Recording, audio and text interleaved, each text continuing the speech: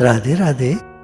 भगवान श्री कृष्ण से युधिष्ठिर कहते हैं, भगवान, मल मास यानी अधिक मास की कृष्ण पक्ष की एकादशी का क्या नाम है एवं उसका क्या विधान है?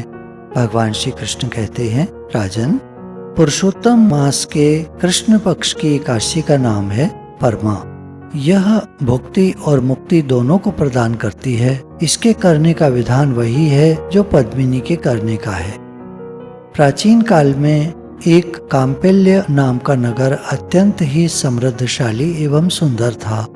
उस नगर में एक धर्मात्मा ब्राह्मण अपनी स्त्री सहित निवास करता था। वह ब्राह्मण अत्यंत ही दीन और दरिद्र था। उसकी स्त्री परम धर्मात्मा और पतिव्रता थी।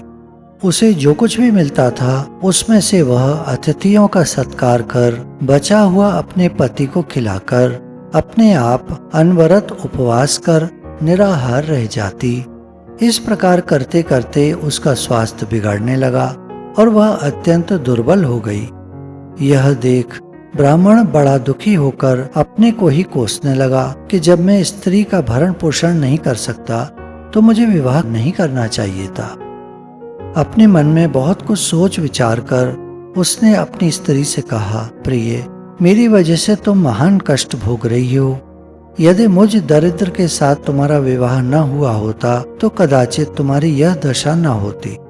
अब तुम मुझे बताओ कि इस दरिद्रता को दूर करने के लिए क्या करूं? यदि तुम कहो तो मैं अब यहाँ से कहीं अन्यत्र जाकर धनोपार्जन करने का प्रयास करूं।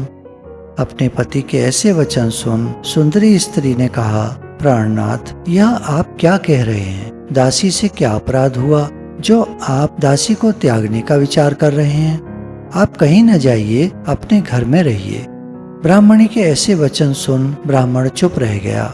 संयोगवश एक दिन उसके घर महर्षि कौंडिन्य आए। दोनों प्राणियों ने उनका यथाशक्ति आदर सत्कार किया।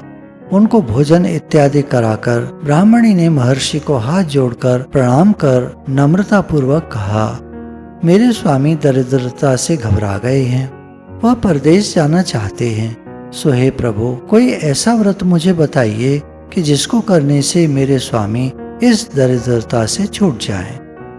ब्राह्मणी के ऐसे वचन सुन कौंडिन्य ने कहा, महाभागे, तुम पुरुषोत्तम मास के कृष्ण पक्ष की परमा एकादशी का व्रत करो, तुम्हारा मनोरथ सिद्ध होगा। इसी एकादशी के पुण्य फल और प्रताप से धनपति बन गए हैं। इसी एकादशी के पुण्य फल एवं प्रताप से महाराज हरिश्चंद्र का गया हुआ राज्य पुनः प्राप्त हुआ था।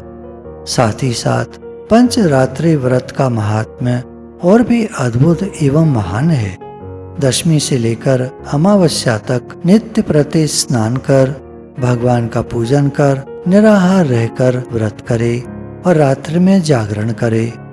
यह नियम 5 रात्रि तक बराबर चलावे तो अवश्य ही मनोवांछित फल पावे और अंत काल में विष्णु लोक जावे।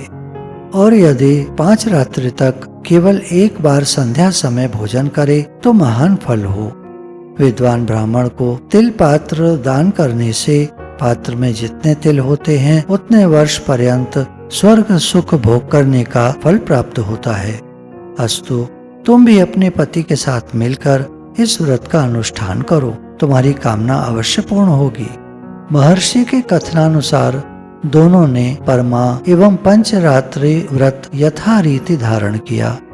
पंचरात्रि होकर जिस समय प्रभात हुआ और वे लोग व्रत का पालन कर चुके, उसी समय उनके पास एक राजकुमार आ उपस्थित हुआ और उन्हें राज सम्मान के साथ ही साथ सुंदर सामग्रियों से भरे हुए उत्तम भवन एवं अतुल धन राशि तथा जागीर प्रदान करके गया।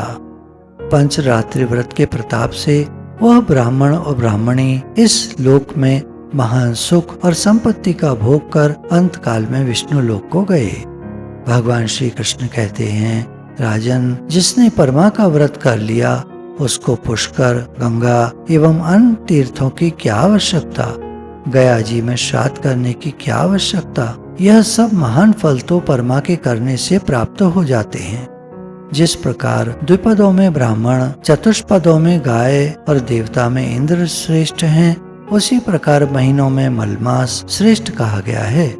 उसके अंतर्गत 5 रात्रें और भी महापुण्यों को देने वाली है।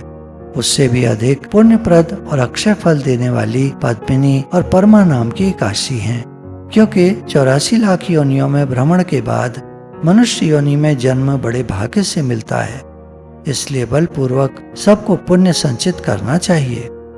हे राजन, आपने जो प्रश्न मुझसे किया था उसका उत्तर मैंने तुमको सुना दिया। अब तुम्हें भी श्रद्धा भक्ति सहित परमा एकादशी का व्रत करना चाहिए।